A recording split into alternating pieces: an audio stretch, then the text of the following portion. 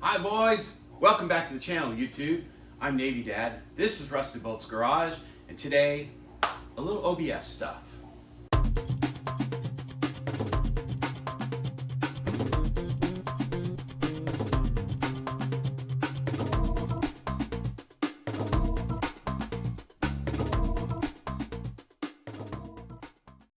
Okay, so had been a little delayed putting stuff out because I'm doing some R&D on something that I'm going to be doing to Old Blue, the OBS. Very shortly, that's going to blow your mind because nobody's done it. Nobody I can find on YouTube has done it. None of the truck forums have done it. Nobody's figured it out. Now, it's not that big a deal, but it's a cool mod that you'll be able to do for under $350. And I'll have that out in the next couple of weeks, and y'all going to want to go and do it because it's that cool. So anyway, I am preparing to do more work on Old Blue. We're going to be doing a lot of stuff on that old truck here shortly.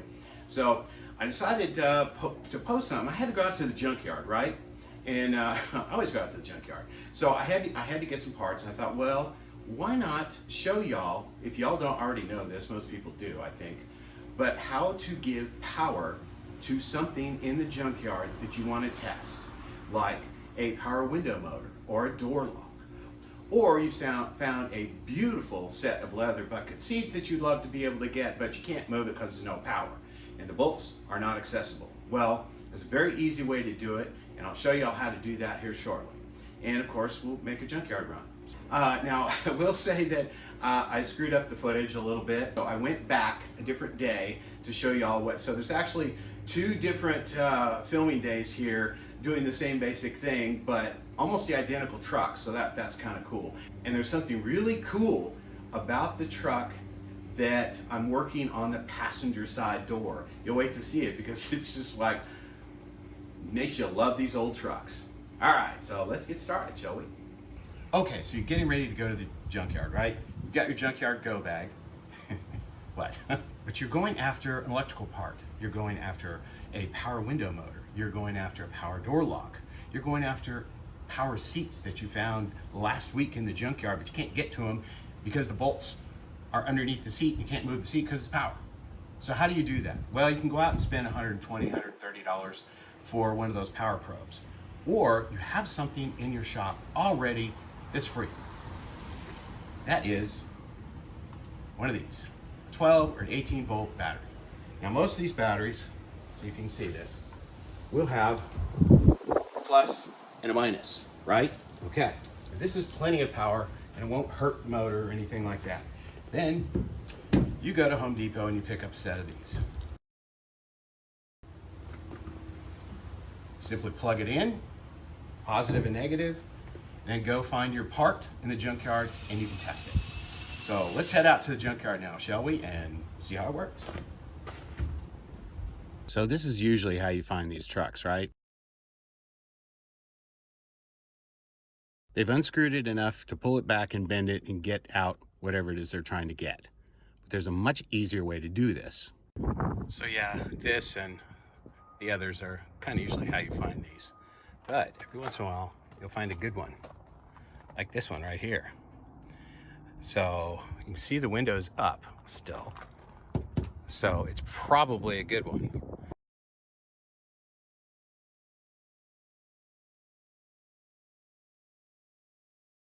So we're going to check it now. Again, like I said earlier, you know, you go into the junkyard and people tear these things apart to get a single part when it's really, really simple. Not only can you check to see if that regulator works, but you can also move the window down so that you can properly take that off and leave the parts for the next person, or at least the parts for yourself. So let's see how to do this. So you don't have to go out and spend $1 million on one of those power wand thingies. I think those a couple $100 or something like that. You can do this with something you already have in your tool stash. That is an 18 or a 12 volt battery for your drill. Now let's hook it up. Okay, hopefully this will stay put while I do this, because I forgot my stupid little tripod thingy. All right, now I forget which wire is which, but I've already stripped these two wires clean here. All right.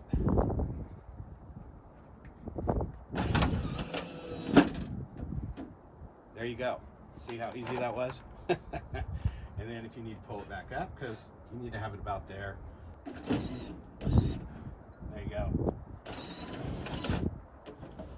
That simple. So, like I said, you already have these tools in your toolkit. So use them, right?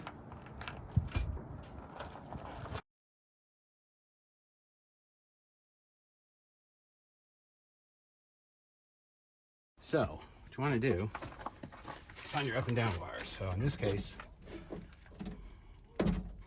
they are brown and dark blue, which is pretty much the same on all these trucks. So you can see somebody's already cut the switch off. So find our brown, dark blue.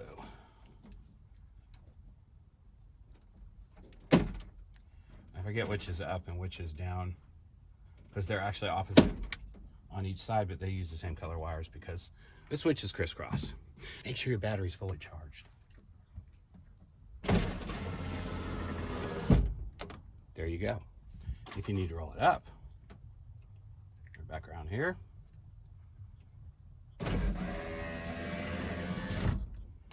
And it's a great way to figure out whether or not it works, which this one obviously does. Pretty cool, huh? And of course, just so you know that this truck is actually in the junkyard and not sitting in my driveway. Kinda, yeah. Don't you think? And also, y'all have to check this out. So this truck hadn't been in here very long. According, it still has a 2020 sticker on it, but check this out. Is this not crazy? Crap, can you see that? Yeah. That is 677,000 miles. Yep. Keep saying these OBS trucks are the best. Keep saving them, y'all.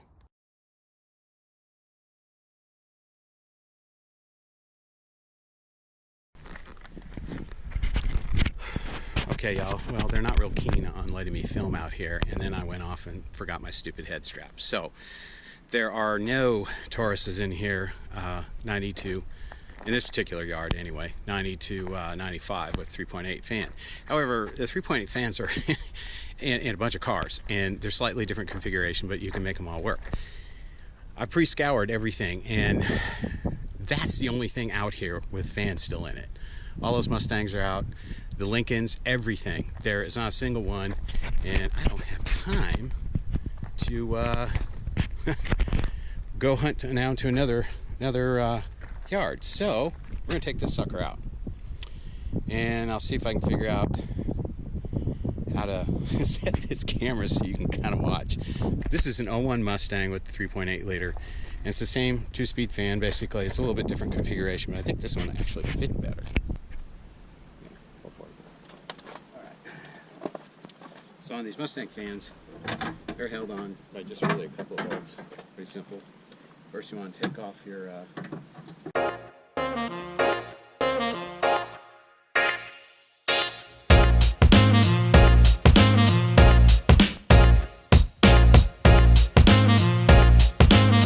engine in your way, and that's pretty much all there is to it. So you have to disconnect the radiator cooling, and then you've got an 8mm bolt here, 8mm there, and it just slides out. It's that simple. So, and like I said, cut that off so you have as much of the wiring as you can get. Okay, in case you get mad at me for cutting the wiring harness on that Mustang, not leaving bits for the next guy, it's really not a thing. There's 50 pickup beds here full of wiring harnesses, literally thousands of them to be recycled. Tens of thousands, probably. Okay, so yeah, handy dandy little tool, huh? And you already have it because it's attached to your drill. And I think I said 18 or 12 volt, 18, 12, 24 volt, they'll all work. So anyway, that's it for this one. I hope y'all enjoyed it, and keep on watching because you're gonna love what I got coming up for that old truck. And like I said, y'all are gonna wanna go do it. But I can't say anything because I don't want to spoil the surprise and I don't want somebody else to steal it. So y'all hang on and keep watching.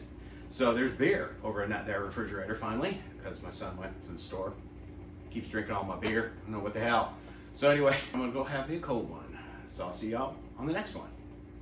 Boys, be safe. Y'all take care now.